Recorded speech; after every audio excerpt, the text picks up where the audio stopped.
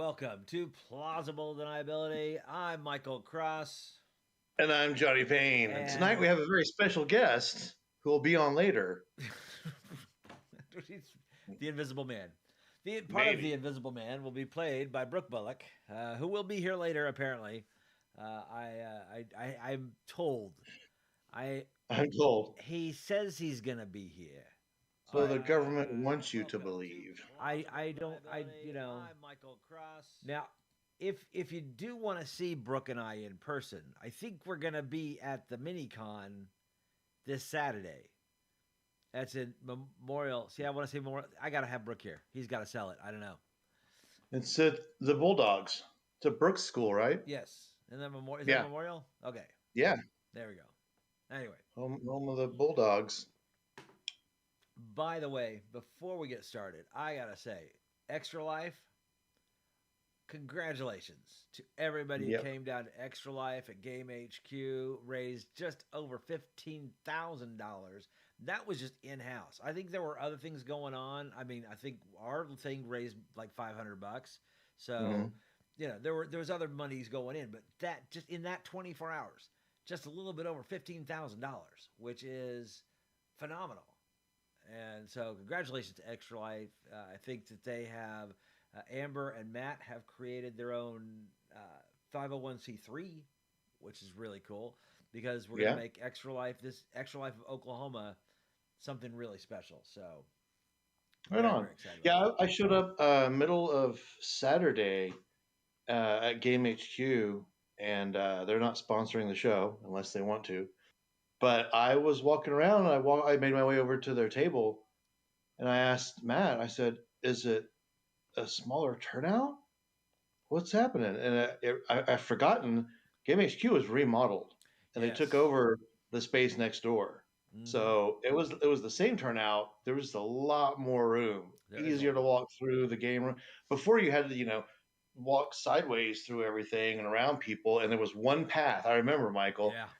The year before last, you walk in the front door, and if you had to get to the back door, you had a very specific path you could walk, and you better hope somebody wasn't on that path. Yeah. And now it was like easy and comfortable to walk around in. And it was great. It was good stuff. Did you get a chance to? Yeah, Andrew. He's this Brooke person that you speak of. He's on his way. He's around somewhere. He's swimming with the fishes. No, wait a minute. He's gonna be. That's right. So no, did you go into the Game HQ area with the new expanded space back there as well with all the miniatures? It's gorgeous. I'm so and Game HQ, that's like this. That's not their first place that they were in. They were in a so they're my like home base store, and they were down on Penn, and they moved around Penn 3 times at 89th and Penn. And then they moved down to Western, and they've just gotten bigger every time they've moved. They're the size of a neighborhood Walmart now, which is great. So, ladies and gentlemen, our very special guest, Brooke. Brooke, is it Bullock? Am I reading this right? That's correct. Bullock, yes. Where do we know him from? Render D&D. There you go. The awesomeness. I've got to shut this whole thing, so give me a second on this. Looks great, Michael. You're doing a great job. Andrew is missing you, Brooke. If he's still there, he might have left because you weren't here. Yeah. I did accidentally pop into somewhere and saw Andrew in the panels for a second and was like, wait, what? Oh. Yes. So anyway. How have you been, Brooke? I'm good. It's been busy. I have decided to stop lying to myself, at least with one lie, and that is that next month won't be as busy. Oh, yes. Yeah, right. Yeah, that's not going to happen. Yeah. It stays busy until you get to summer. Hey, so this weekend, this Saturday, what's going on? Edmond Memorial High School is celebrating the return of MiniCon. How many? MiniCon. So it is Which very maybe mini. I should do it in this voice. It's MiniCon. But that sounds like something different. So that the mouse might come and try to, sue us if I do that voice. Well, But MiniCon is exactly what it sounds like. It is an itty-bitty mini convention put on by students mostly, and it's running from 10 a.m. until 2 this Saturday, November 18th at Edmond Memorial Freshman Academy. It's free, and they're going to have some vendors there and some D&D games going on and a video game contest. And kind of new this year, I will get this a little bit wrong, but the Japanese Society, like the American Japanese Society from UCO, they're going to be there, and they're going to do some classes on calligraphy and tea ceremony, and kind of on the hour. They're going to do those. So, and cosplay contests. So it's mini, but it'll be fun. And Red Dirt Brooke, how long has this been going on? And Red Dirt D&D is going to have a table there. That's you right. betcha. Going to be there, pass out some flyers, maybe give away some free D20s to folks who come and visit. Maybe. Depends on if you're worthy or if you not. subscribe. That's the one. Ding, ding. Well, this isn't the first year this has happened. How long has this been going on? So MiniCon has been going on for a total of about 7 years, but it has not been continuous. This is a restart year for us. You did it last year though. Yeah, they had a run. They had a little test run last year that was basically just kind of the D&D club, the RPG club there at Memorial saying, "Hey, let's have a Saturday game day," and and so they did that, and that was cool. The year before COVID was like the third year in a row of it, and we know what happens about that third year. And that particular year, there were like 220 people that came. And so it was really nice for, something put on just by the students. So this year, we got a very modest goal of, we're hoping for around 100 people. But if there's less than that, we're going to have a good time. If there's more than that, we're going to have a great time. Yeah. Hey there, Sofa Dog, Andrew, Ruffles, Don, of course. Great to have you guys here. Are we ready to do some trivia? Ooh. Oh, no. Wait. No. Yes. Okay. Here we go. Now put up the hood, too, because that's the only way to do it. Oh, right. Yes. You look into the dark side. Something dark side. I'm like so old man. Something complete. I thought you looked like the hot one from Red Hot Chili Peppers. I didn't, so. Flea? Sure, whichever one you guys. All right. I'm going to start doing this. Is going to be my YouTube persona from now on. I think it should do that, yes. Okay, so we're going to start with Magic and Miscellany.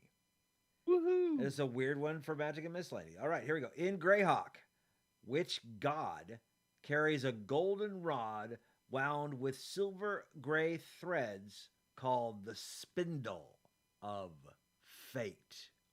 In Greyhawk, which god carries a golden rod wound with silver gray threads called the Spindle of Fate? Good luck, anybody who remembers Greyhawk. Which, I gotta say, first edition, I loved Greyhawk. That was I had the map up on my wall. I had, I knew where all the lands were. Loved it. That was my jam. Was Greyhawk. You betcha. Couldn't answer. I think the answer is, but Rumpelstiltskin. Rumpelstiltskin. Because of the spindle. Oh, I see what you're with. Yeah. Spinning. I don't know. I'm stretching. The spinning wheel. It's a link to Red Dirt. It's Rumpelstiltskin. I caught up with you. That was good. It was caught up with me It was yet. good. I don't know if anyone's going to get this. Unless someone wants to really quickly Google it. I don't think anyone's going to be able to get this. Don't Google it. Google it, Mark. Hey, Hal at least Solstice is a great guess. Hal at least put out a Greyhawk god. But no, that is not correct. Golden shaft it could represent sunlight. It could work. Yeah. It could be the thing. So What I'm going to do is I'm going to Google the answer, and then you just have to look in the reflection. Oh, that's great. I see the reflection there. That's kind of eerie. It does kind of give you a matrixy look there with the computer screens that we can see reflected there. I kind of like it. Oh, we may have a big old goose egg on this one. I think that. Who is it, Michael Cross? Okay, so we'll move on. It is Istus, god of destiny. Istus, god of destiny. Is it, Michael? Is it Istus? It is. It is not. It is Istus. Yes. Sophocles said Zeus. All right. So we're going to go on to history. So once you guys catch up, you'll be able to hear this question. How many numbered versions of the Monster Manual were published for the 3rd edition of D&D, including version 3.5? How many numbered versions of the Monster Manual were published for the 3rd edition of D&D, including version 3.5? So for 3 and 3.5, how many versions of the Monster Manual were printed? Yeah. Bum, bum, bum. For 1st edition, wasn't it just 2 and the Fiend Folio in 1st edition? Yeah. I think there was only one Monster Manual, which I always called Monster Everyone's shouting numbers. Get them now. All the numbers are coming out. All right, here we go. Hal Horton. Our winner is Hal with the first one to guess 5. Wow. And if you expect, I mean, in 2007 was the last. If you, if you include 3 and 3.5, that means you've got at least 2. And I think there were 2 versions in 3, and I think 3 versions in the 2nd. So in 3.5. So yeah. So and that was kind of the bloat years, whenever they were starting to do this and that and this and that and this and that, Yeah. Give me all that splat. Give me those splat books. Hal, congratulations. That was fantastic.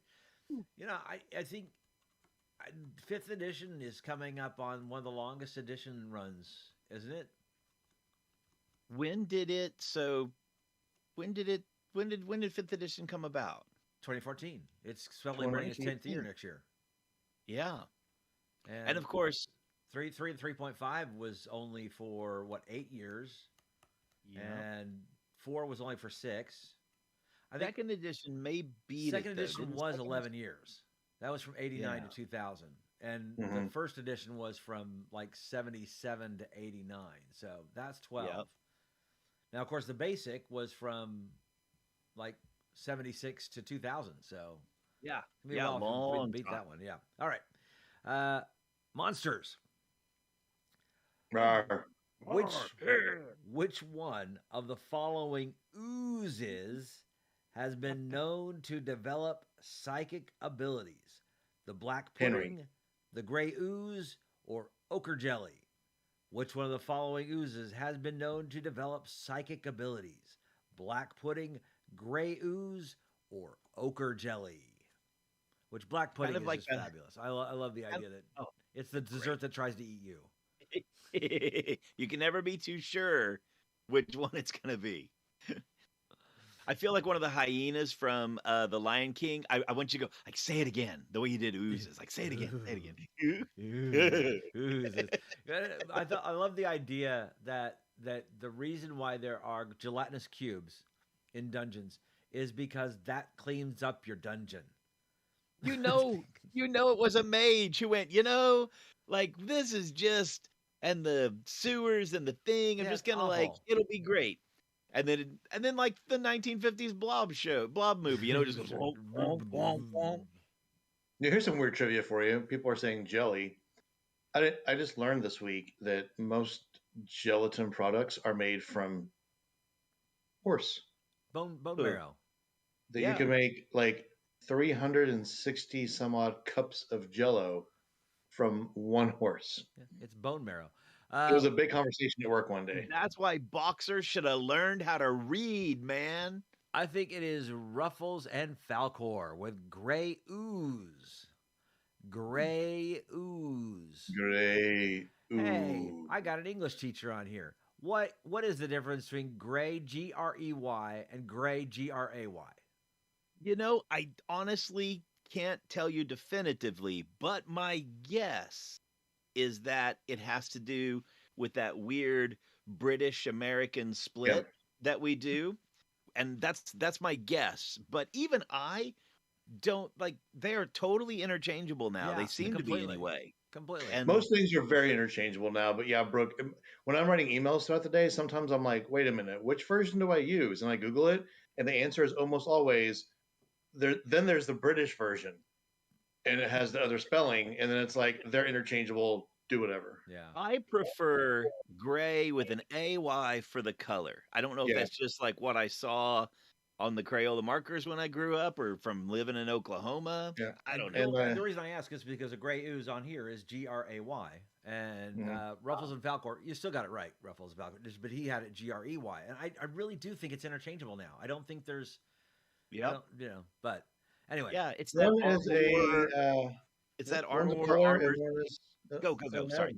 So yeah, one is a color and one is a Earl T. Ding ding ding. Hot. Yep. All right. Adventures in the Rise of Tiamat. What ancient relic, fashioned from the horn of a red dragon, are cultists using to summon chromatic dragons? The staff of Istis. That's right. In the rise of chromatic dragon summoning. In the Rise of Tiamat. What ancient relic, fashioned from the horn of a red dragon, are cultists using to summon chromatic dragons? The chromatic alarm clock. Well, that makes sense. Thank you for the validation. Oh, you weren't talking to me. Sorry. It's an app called chromatic.io. I bet there's some folks who have participated Rise of Tiamat, in the Rise of Tiamat. I like Bonehead's answer. Some have run. The Rise of Tiamat. Aaron Gray. Aaron Gray. I loved her in Footloose. No, Aaron Gray was Buck Rogers. Oh, right. Buck Rogers, yeah. You're thinking of Laurie Singer. I am thinking, no, that's not Laurie Singer. In Footloose? It was Kevin Bacon. It was Jesus Christ. Superstar. That's the only reason why I'm allowed on this show, boys and girls, is just to make oh wow, it is Laurie Singer. Michael Cross Laurie Singer. Of course I know. Of course I know. 80s trivia. Jessica Parker was in it. 80s pop culture trivia. No one beats me at that. Who played Willard? Who played Willard? Yeah. Chris. He was actually related to somebody who's actually pretty big. Some guy. Penn. Chris Penn. Chris Penn. Yes, there you go. Yeah. I got answers. There you go. Woo! I got to circle back for a moment to the chat to give a shout out to Hal for his Babylon 5 quote. Props. Woo! God, I love that show so much. I've never seen it. It's right above Aaron Gray, and we are the gray. We stand between the candle and the star. Oh, it's so good. So far, we have yet to get the actual answer, folks. Really? We are still waiting. Now, I mean, the dragon mask that Andrew put out is a good idea, but remember, this is a relic featured from the horn of a red dragon to summon chromatic dragons. Okay, misspelled, but Andrew got it. Dracorn. Is that the really bad Halloween candy, Dracorn? There you go. Andrew got it right. It's Drakhorn. But yes, according, it was fashioned from the horn of Ephilemon. Footloose. Tiamat's cousin, consort. Definitely the bad guy in Footloose. Ephilemon. Ephilemon. All right. Which in Red Dirt D&D, Tales of the Fae, we recently found out a dragon's name. Yes, we did. Dun dun dun. Anyway, side note. Yes. Mark is right. I'm just gonna say Mark is right. Don't even need to reference what it is. No context. Mark is right. Andrew probably Googled it. Oh yeah. Yeah, but say, I'm not telling people to put their phones away. If you Put your phones away, people, especially at live. Michael, go. You could give. Yeah, well, this isn't live trivia. This isn't oh yeah, and Andrew grabbed the book. That's which. Yeah, I've got it right. That's okay. Me. That's true. Oh, that's bonus points for grabbing it off the shelf. I like it. All right. Here we go. What was the? Oh my gosh. What was the intelligence score of the wizard Mordenkainen in the 1980 publication The Rogues Gallery? What was the intelligence score of the wizard Mordenkainen in the 1980 publication The Rogues Gallery? I just read this somewhere. First edition. I just read this somewhere in my 50-year research. There are clues about the fact that it is first edition. Because if you know first edition at all, you should know the answer to this question. 42, which is the answer to Life, the Universe, and Everything. Bonehead Reborn. Except, unfortunately, we're not asking the right question. That's right. That's true. Got to figure out what the question is. Johnny Payne, where do you remember where you came across it? No, I've been doing lots of research for the 50-year thing for next year, and I come across all the famous characters that the originators played, and there was something specific about their stats mentioned. I've got notes on a drive. Cool. Still waiting on the right answer. We have not had it yet. I think some folks are very close. There we go. Ruffles and Falcor. It's 18. Woo! Because if I remember my first edition correctly, you could not go over 18. Only gods. Yeah. And then I think they had a max of 25, right? Yeah. So it was so really 18 was as high up as you could go. That was, and you could, and that's why your strength scores to get over an 18, you had like there were some things. Elves, for example, could have a dexterity of 19. Yeah. But the bonuses were different too. Yeah. The bonus values weren't the same as they are now. Yeah. But for strength, you had an 18 and then a percentile. Yeah. For fighters. So you could get over but yeah, I think there were some special abilities again, like elves had a 19, could get up to 19 dexterity, but there were very few other things that could, get you above 18. So and I don't think you could ever get above an 18 intelligence. So Ruffles and Falcor, everyone just threw out a bunch of numbers, and Ruffles finally got it with 18. He was the first one to get 18. Okay, cosmology. Oh, my favorite category. In Eberron. Ooh, Brooke, pay attention. House Galanda operates a large network of inns named after what color dragon? In Eberron, House Galandra operates a large network of inns named after what color dragon?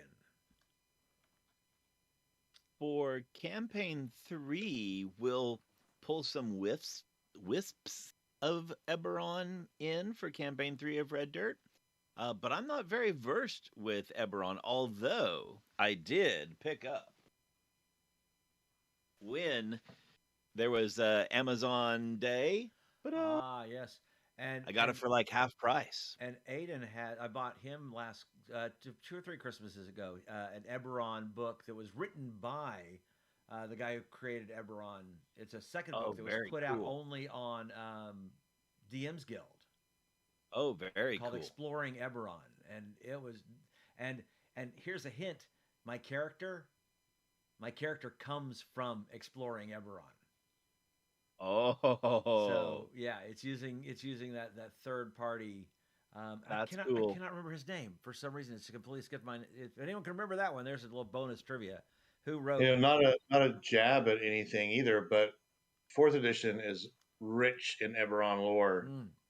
If you want to look into that, because it was they held a contest to make the official campaign setting for 4th edition, and that's when Keith Baker come up with Eberron. There you go.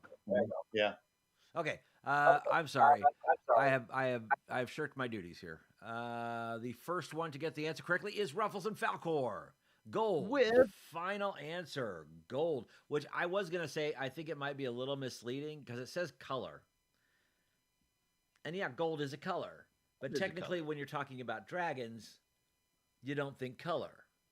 Right. You would think metal because that's how dragons work. So, yeah. Anyway, most settlements have at least one gold dragon in, and more are spaced along the major roads. So there you go. It's a hard one. That's awesome. This is not an easy card at all. We'll have to file that one away. That was a really great card. 6 questions on there, correct? Yeah. And we only got collectively 4 of them, but Ruffles and Falcor came in with 3. Woo! Yeah, so that's fantastic. All right. So now we're getting to this. We've got 9 people watching. That's fantastic. Welcome aboard, everybody.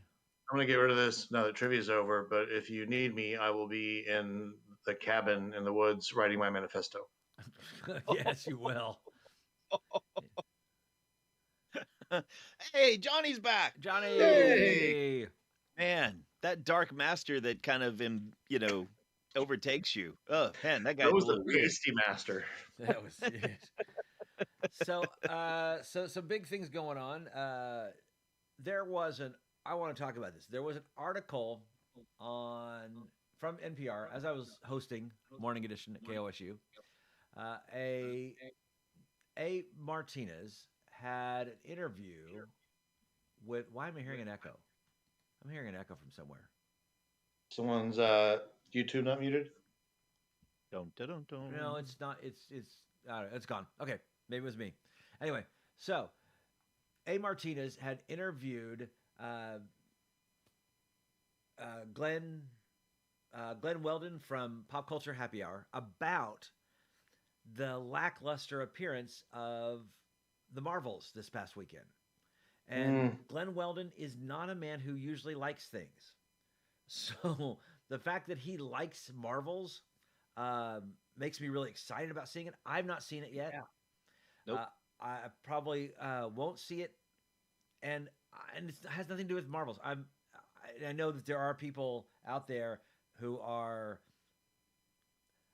let's just say, jerks who are not watching it because there's 3 women, they're women of color.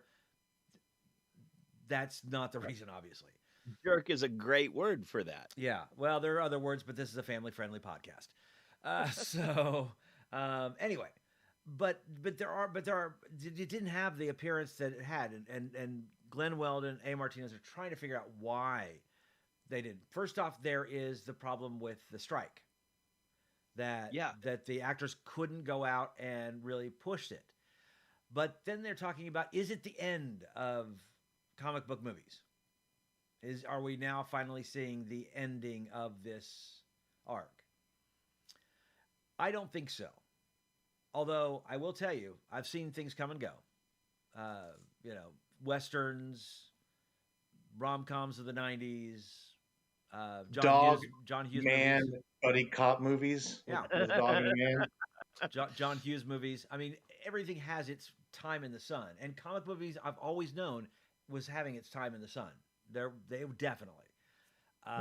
It has been a really long pendulum swing, though, right? Like yes, since 2008. I was one of those when Guardians of the Galaxy 1 came out, and I thought, oh, this is the one. This is the one that's going to go ba-dum and have a fall, and then it's all going to just kind of, bubble down from that. Obviously, I was wrong. Yeah. Yeah, which amazed me too. I was amazed about that one as well. But technically, I mean, the superhero movies, although we could go 2008, that's when Marvel and Disney combined, and we got Jon Favreau's Iron Man, and that was the beginning of what we now know as the Marvel juggernaut. But if you go back to 2000 with X-Men and Spider-Man, Tobey Maguire's Spider-Man, I mean, that's really where the superhero movies really took off. So if we're really talking about a run of superhero movies, granted there's been good and bad ones, but 2000 to 2023, that's a really long arc. we're challenging the Western, which probably ran from the 40s, the 50s anyway, through all the way into the 70s, the 80s, So that was a 25 or 30-year arc, probably. That's true. So yeah, we're coming up on challenging that. The nerd in me loves it to death. Mm-hmm. So now I think and here's the other thing was, okay, go Johnny, go. I'm that jerk. I don't think women should be in movies at all, and I think it's just especially action movies.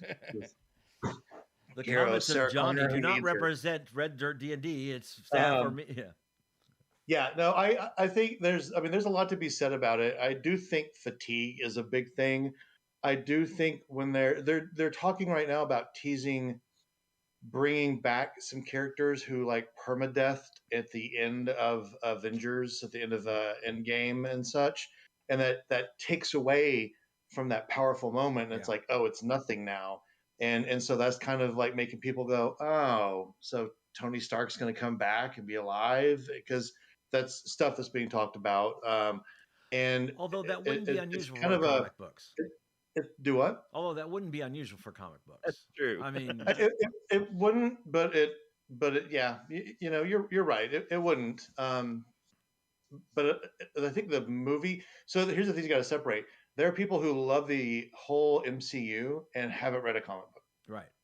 That's true. Because people call me a gatekeeper when I meet someone who's like, I'm a giant comic book fan, and they talk all about the MCU, and then I talk about an issue that come out, and they're like, oh, I don't read them. Then you're a movie fan. You're a movie fan. But I think that's a lot of what it is. I think the whole thing about there was the strike and they didn't get to promote it. I can't tell you the last movie I saw because the stars went to a press junket in a hotel lobby somewhere. Well, but they do so much more than that. They couldn't go on the late night shows. They couldn't go on. I can't say a movie I watched because of a late night show. I know, but they're not talking to us. But they're not talking to us. We're not the people that they would reach. They're reaching out to people who might go, I don't know, what are we doing this weekend? I don't know, is there a movie? But if I saw that all the stars from the Marvels out on late night with not David Letterman, King of the 80s trivia, ladies and gentlemen. Dude, I'm asleep by 6 o'clock at night. I'm already past my bedtime. I'm not watching any late night shows. But they stayed up for you. They're not reaching out to you, Johnny. They're reaching out to the regular person who just doesn't know. No, I agree with you completely. But you gotta look at it like this too. Every Marvel movie that's come out since Iron Man, you know what I mean? So it's like Marvel movies exist. You get the universe they're in. You're aware that they have. I don't know. I just think it's if this was the first ever Marvel movie, then yes, it would be like, well, they didn't promote this enough, and people didn't know, and people didn't get it. Right. But the numbers are extremely high for the people who like the MCU. That the people who have no idea what the MCU is, that are the targets for those interviews and stuff, is pretty low. Right. And well, this is also why it made $47 million. It still made $47 million. Oh yeah, it still made money. Nothing. I mean, no one's like going home and eating line of sausage because of the movie. So, but it was the lowest. I mean, and here's the other thing that they brought up was also, and I think when we talk about fatigue, Glenn had talked about how the shows are no longer just movies.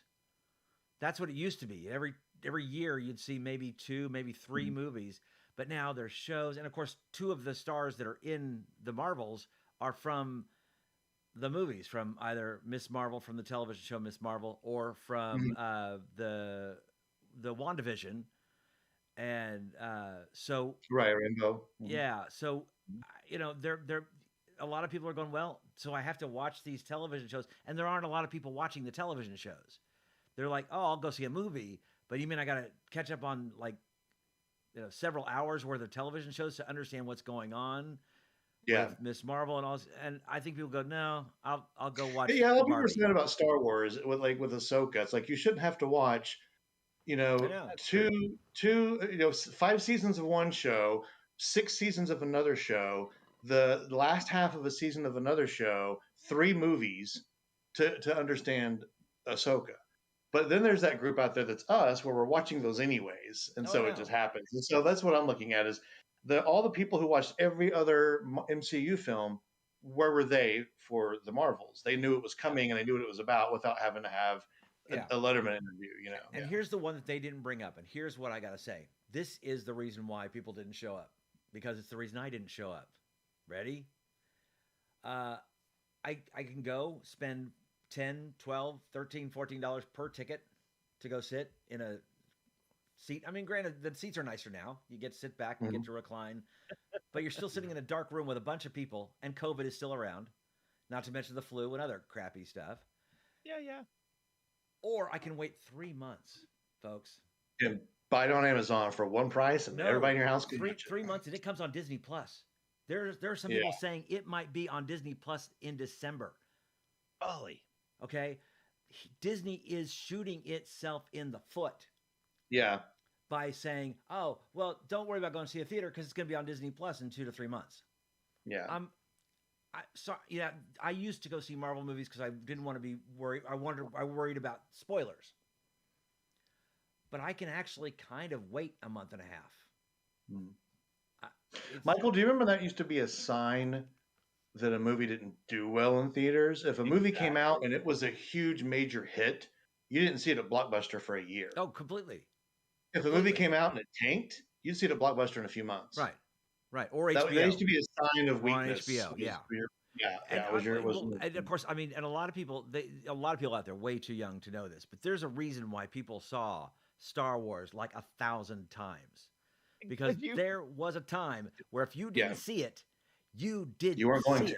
You were never going to see it. Yeah. There were no VHSs. There was no HBO. Oh, when I was a kid, I used to watch movies in theaters. I used to watch them over. I can't tell you how many times I saw Ghostbusters in the theater. I can tell you the theaters I saw them in: MacArthur Park, Westwood, May Avenue, North El Park. Monte. I can tell you where I watched the movies. They meant something to me.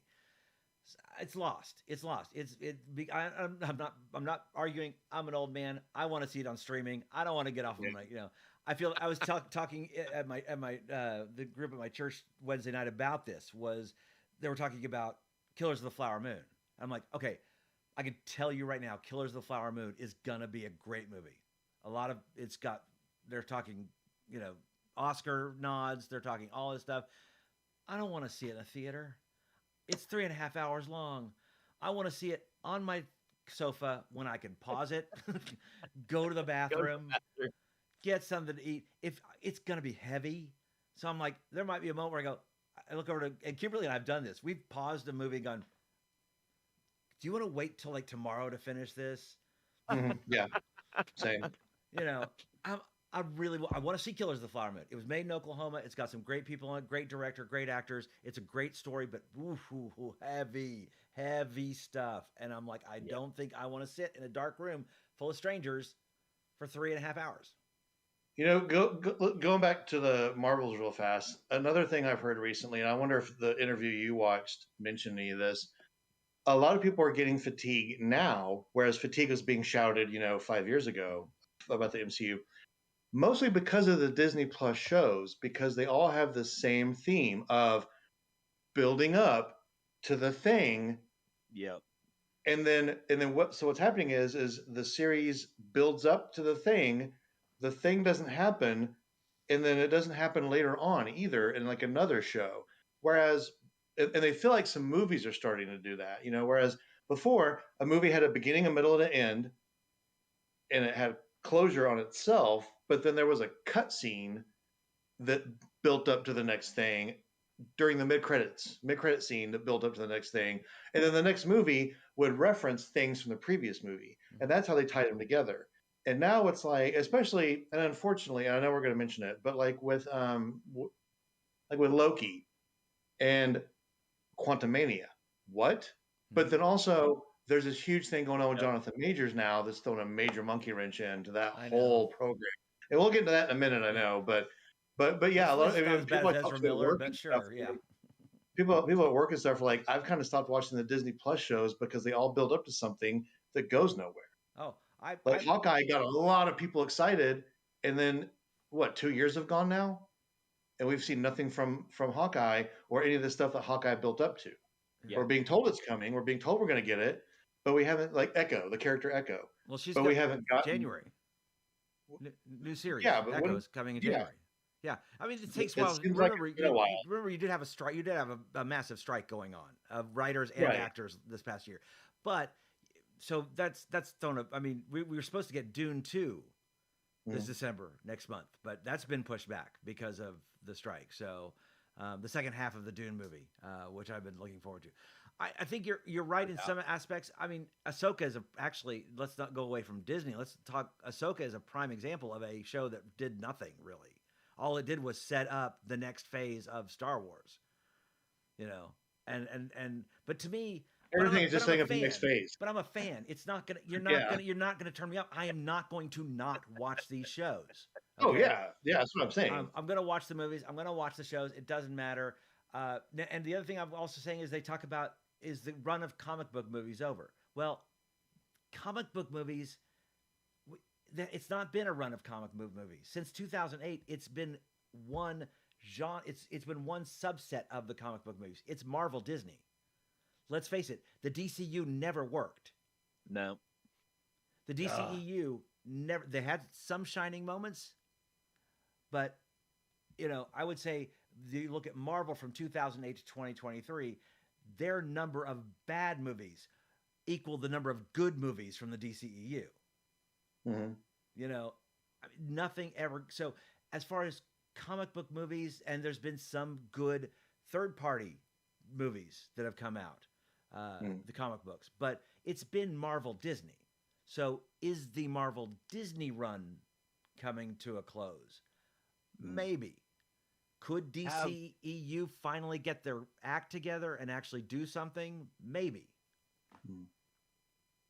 Yeah, I think there's not enough people out there, as you call them, the jerks, to I think put a dent in it. I think if everybody who was like, this movie's dumb because there's girls in it, wouldn't even put a dent in ticket sales, 10 years ago or something. It is a bit of fatigue, and it is a bit of, I don't want to say empty promises because that sounds harsh, but like everything is building up to the next big thing, and the next big thing is just a build up to the next big thing. We're ready for that. We're ready for the snap again. Yeah. And yes, unfortunately, there doesn't seem to be a direction going. I mean, all the sacrifices that Jennifer Lawrence made to pave the way for women to be in movies with the Hunger Games. What a jerk! No, I think, but I now. Hey, those were her words. Those were her words. I think you are mentioning one part that is true. When the phase 1 leading up to Avengers was huge. We knew that was coming. And phase 2 and phase 3 as we headed to eventually Endgame, which was, I think Marvel Disney would like to catch that magic in a bottle again, but they don't seem to really know where they're going with it. I think we all thought it was going to happen. It was like everything was Thanos, and then Thanos happened. And then now everything is like, I don't know. Yeah, it was supposed to be. We were going somewhere great with Kang, which brings us to Loki. And it also brings us to Jonathan Majors, which has had some issues. Loki, I don't want to talk about Loki because there's too many spoilers, and Brooke hasn't finished watching them. I know there's a lot of people who haven't finished watching it. But that ending was incredible. In fact, the series, the season was incredible. And such a great... Folks, if you have not watched Loki 2, why not? I'm free on on episode 4, and it is amazing. You are going to be blown away. Amazing. And something that's not very spoilery, the end of episode 1 into episode 2, and this kind of ties into something that talks about the arc from the Marvel movies a little bit too, is that moment, itty bitty tiny spoiler, when someone shows up in Oklahoma, Brock's in Oklahoma, is straight from the comic books. Yes, it is. Yeah. And that's what made Thanos so amazing, was that you just follow the comic book arc, and that's, I don't want to say that's all they need to do, but there are some fantastic comic book arcs out there.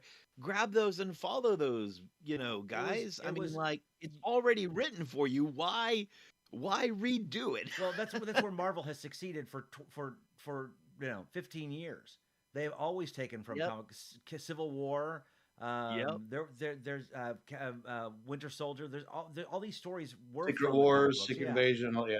Mm-hmm. Secret Invasion. Yeah. So these have already been part of where that's where DC falls short is they like want to remake the wheel, and they're like, oh well, we'll just make our own thing. I've never read a comic book in my life. I'll just direct a Batman movie, and I've never seen a comic book movie. I've never seen a comic book movie. Never read a comic book. It's like, dude, 60 years of history you could pull from any story in there. I would love to see a Killing Joke on in a Batman movie. Gosh. But my god. Go Johnny. What you just said right there, but I have something else to know. What you said right there, She-Hulk. The person that wrote She-Hulk has never read a comic book. They had someone they could call and ask questions of once in a while if they needed to. She-Hulk was, ratings-wise and such, She-Hulk was not one of the better Disney Plus MCU streaming shows. Yeah. They hired someone who was like, comics, cool. I don't know. I can do things. Let's do it. And so, but once we can go to spoiler territory in a week or two or a month on the road, I will tell you why I loved Loki. The first episode just reached out and grabbed me and pulled me in, and I just kept loving it. And then the final episode made me go, oh. Are you serious? I have a weird opinion about the finale. That finale blew my. I was done. I was like, you talk about not really having an ending, always trying to reach for the next thing. It's like that was an ending, done. It was a good episode. It was done. There is no. That's it. It's over. And I love the fact that it's over. You talk about let's keep going and going and going and going. No, this one's. They put a final good story to an end. And yes, they did. Yeah. So, for the second time, they put a really good story to it. So, very quickly, because we're only about 14 minutes left. Because like no spoilers. So now I can't wait. Dungeons and Dragons has a channel. Woohoo! I've heard of it. It's a Dungeons and Dragons channel. It's on FreeVee or Plex, and it is a live channel, live 24-hour channel. I don't know if you guys have checked it out. I have. It's slightly disappointing, and here's why. It's a channel. It's a live channel. So unless you actually turn it on when you want to watch what you want to watch is on, you don't get to watch what you want to watch.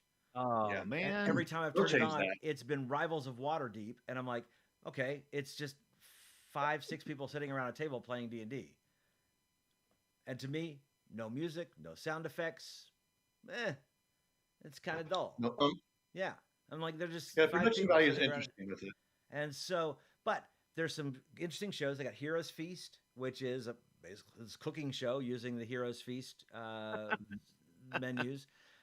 They've got Matthew Lillard's Faster Purple Worm Kill, which looks like a kind of an actual play type of thing, which could be fun. And then another one that's Encounter Party. That's the 3 original shows. The Matthew Lillard thing that looks like an actual play? No, it is. He is full on drawn the line and called out to Critical Role and told them to start finding another job. He's coming. He's like, okay, this is gonna blow you all away. Probably not. What's the production quality like though? Well, we don't know. I see. Here's the thing. I can't see it because it comes on at like 7 o'clock at night. There's people at work who've talked about it, and they're like, because the people he's doing it with, there's 2 people I work with who watched the actual play group that he brought on to do this with, and they've been watching them for like over a year, and they're nobodies. They're not voice actors. They're not stand-up comedians. They're not famous people. They're just some people who started out like we did, and they caught the right attention at the right time. And Matthew Lillard said, "I'm doing a show. You want to come be on it?" Yeah. And they're like, "Oh yeah, it's great. It was like really impressive, really great. I hope they keep doing it for as long as they can." And on paper, yes, they will eventually beat Critical Role. And here's why: Critical Role is going to stop doing Dungeons and Dragons one day and start doing their own stuff they're publishing. So on paper, the #1 Dungeons and Dragons live action show is up for grabs. Yeah. But if you want to impress me, put it on streaming. Put some sound effects. I'll watch 100%. It. No, I'll watch it. I will watch every schedule if you give it on streaming. But because you can get it through Amazon, it's FreeVee, which is basically kind of an Amazon free thing. So I can get it through there, but you can't get any of the shows. It also shows the D&D channel shows the D&D animated series. That's what I was wondering. I'd heard rumors about it being it's online, on but it's on there. But again, you have to tune in at the time when it's showing. I'm like, you do realize it's like the 21st century, right? You can stream things at a rate, so the only way Matthew Lillard's going to beat Critical Role is... Let's do broadcast TV only on the internet. I know. And then they have to only watch the internet like on 7 o'clock on a Thursday. Exactly. I'm like, no. The only way it's going to be Critical Role is if you can watch it at any time. Now, in the world of piracy and such, there are a lot of channels out there that just stream like 80s action shows over and over and over again all day long, or nothing but anime. It's just episode after episode of everything. And that's like in the time of COVID, I worked from home a lot, all the time. And it was like I would put that on the TV in the background while I sat and worked. And every once in a while, I'm like, oh, this is catchy. I need to remember what this is and go watch the whole thing one day. Mm-hmm. But I'm not going to sit down and laser focus in on an actual play podcast based on, I'll flip to this channel and see what's on, you know. Right. That's why I said they do a schedule, and maybe have a period of the day or the middle of the night where it's random to give people shots at getting exposure, but they need to have a set primetime schedule. Yeah. And they need to be streaming. They just need to put it on Amazon and let me watch it when I want to watch it, like, on demand. Because I have an unusual schedule. Yeah. So I would watch it, but I can't. Yeah, you have a weird schedule. I can't be up at 7 o'clock at night watching anything. So I love the idea of a D&D channel. I'm upset they haven't talked to Red Dirt D&D. If anyone has any connections out there, we've got some great actors, and we've got different great shows. In fact, let me tell you about some of our shows. We've got Red Dirt Outlaws. That goes on Tuesdays at noon. Wednesdays evenings, you get Mysteries of Beatrix. Right here on this YouTube channel.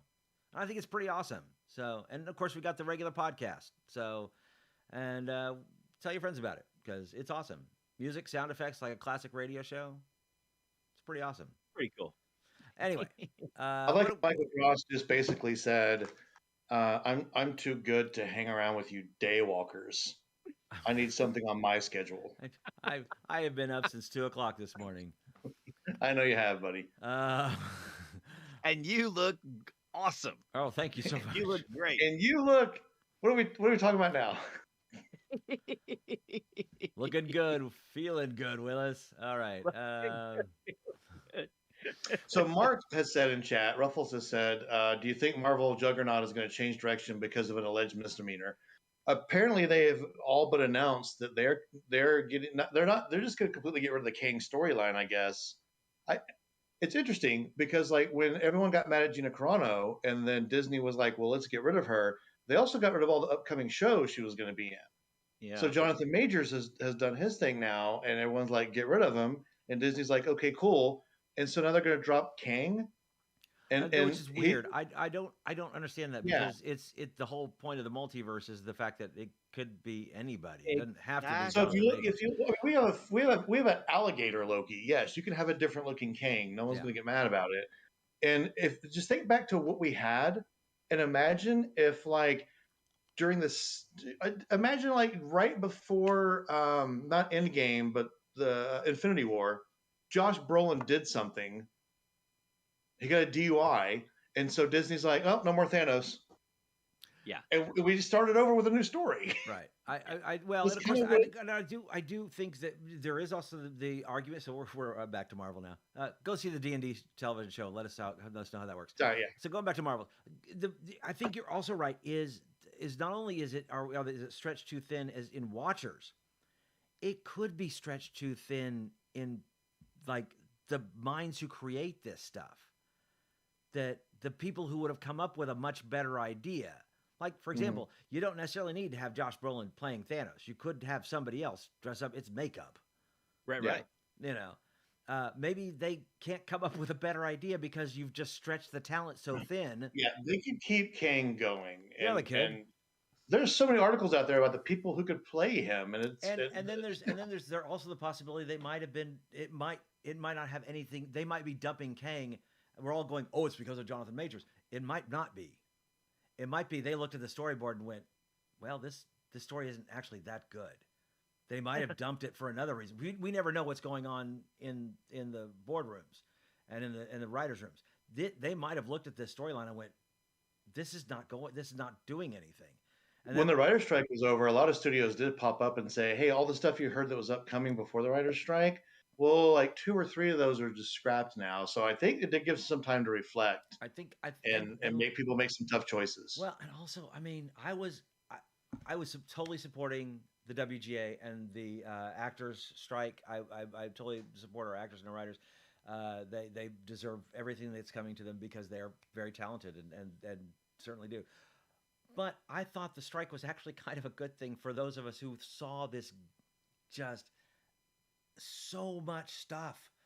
Maybe we could actually take a break, everybody. And I think you're right, Johnny. I think that's exactly what's happening. And now that they've taken the break, they're going, that wasn't maybe not such a good idea. Maybe we should think slow down. Yeah.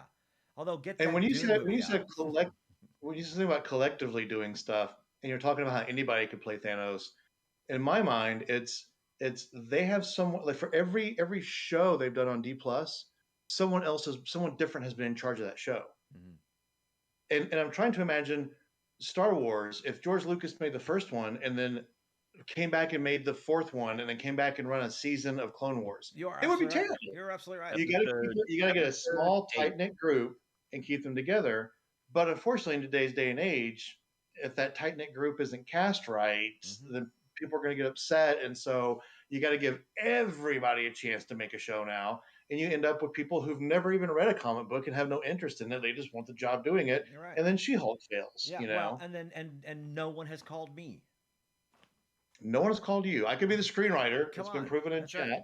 Right. I've directed stuff. Yeah. Yep. We could be evil showrunners. That's right. Dun, dun, dun.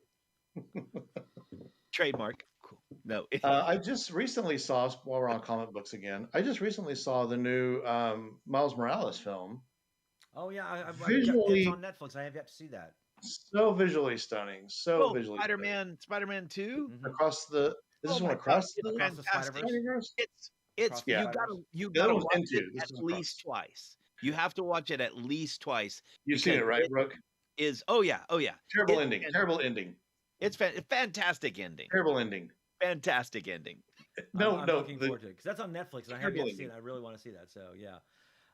This isn't a spoiler. It's a 2-parter, and they didn't tell you that. And so the ending is terrible. Is the to be continued. Well, and we all just like lean forward, like, oh my god, and then it said to be continued, and we're all like, and it was fantastic, right? It was. It was a great movie. Yeah, the first one I had to go see twice because the first time I didn't really pay attention because I'm just going.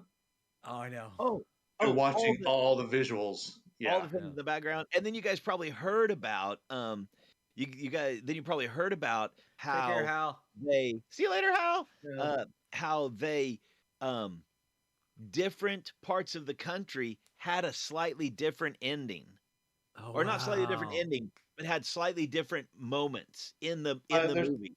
So there's some dialogue that happens.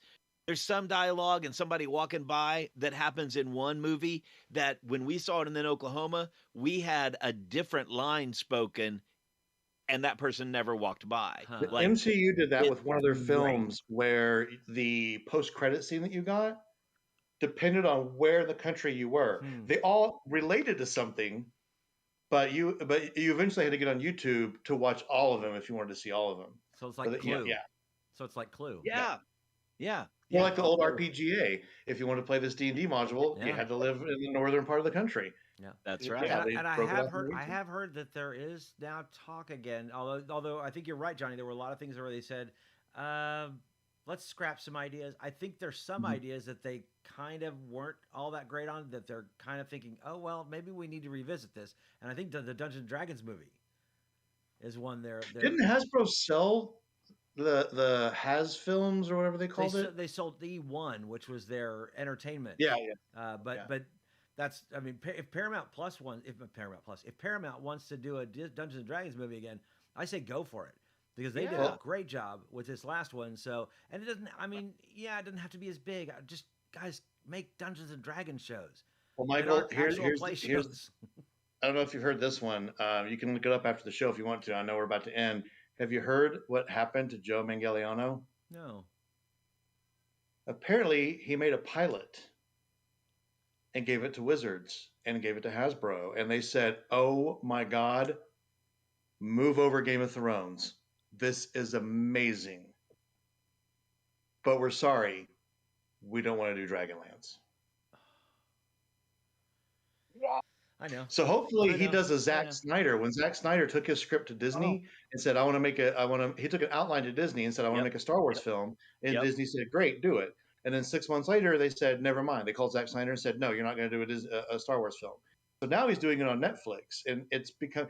He had said that if you started recording a podcast talking about the backstory of the universe that he's built, it would be a 600-hour podcast. Oh. So I think Joe Manganiello now needs to take out all the trademark words and just it's a great story. Make this show. It's a great story. Sell it to Netflix, Hulu, Amazon, and just go with it, because he's been pushing for this project for years. And it is exactly where my problem with Wizards of the Coast is from the very beginning. Not all this. They keep. We can't make any money. We can't make any money. Well, here's something that makes you money. No, we don't want that. We can't make. They're going to make money by monetizing tabletop D&D. It's like there are third-party companies out there making billions of dollars. We can't make any money. Well, thank you, Droopy the dog. If you actually got up and actually did something, you'd make tons of money, and we'd all have product. Yep. It's okay, Michael. They're going full digital, and the new D&D Player's Guide will have DLC that you'll have to pay for. What's crazy is that I'm reading. I'm actually listening. I'm cheating and listening. I'm listening to an audiobook called Game Wizards, which is the history of Dungeons and Dragons and Gygax and Arneson. And son of a gun, if Hasbro and Wizards in 2020 is not making the same stinking exact mistakes that started the fault Hasbro in 1980. I'm just like, for the love of Pete, guys. Name me CEO of Wizards of the Coast, and I promise you, within 1 year, Wizards of the Coast will be rolling in the dough. Hasbro will be wondering how they didn't make this much money before. We'll have a streaming platform called WotC Plus. Yeah. You put a fan, i.e. someone who's read the comic books or the rule books, you put a fan in the seat, bang. I'll just look at whatever a third party is doing, do the same thing, make money. Here's what's funny. So Games Workshop created their own streaming service and started putting out animated shows about Warhammer 40K, painting tutorials, all that stuff. Heard that. And it kind of failed because it's like, how much content can you make for that or whatever? I think Wizards of the Coast could make a streaming platform that has a couple of really great live plays that are totally different from each other, Magic the Gathering stuff, tons of animated shows, tons of live action shows, movies. Yeah, they could do that. Yeah, there's a ton. Exactly. Call Red Dirt D&D. We'll take it over and we'll actually make you Hasbro. If you're tired of the people not making you any money, give us a call. We'll make you money. We'll make you tons of money. Anyway, because we know a guy with a little black book full of ideas. That's right. Yes, we do. We've got a really good guy who's got some great ideas. Promise you that. Oh, by the way, Mysteries of Beatrix. Oh my gosh, that arc is just going. We got such good writers. Just so many good people. Many good people. Yeah, we got Ruffles. We got Andrew. We got Mark. We're about to get a second wind, but I noticed that it's 8:03. Yeah, get out of here. I gotta go. I gotta go to sleep. Hey, everybody, you've been listening to Plausible Deniability. I'm Michael Cross. I'm Johnny Payne. You're last this time, Brooke. You were late. That's right. Yes, right. And special guest star Brooke Bullock. Thanks for joining us. Hey, check out our other shows. Check out Red Dirt D&D. We need the downloads. It's been not a great month, so check it out. And tell your friends. Make sure they know. They should like and subscribe us.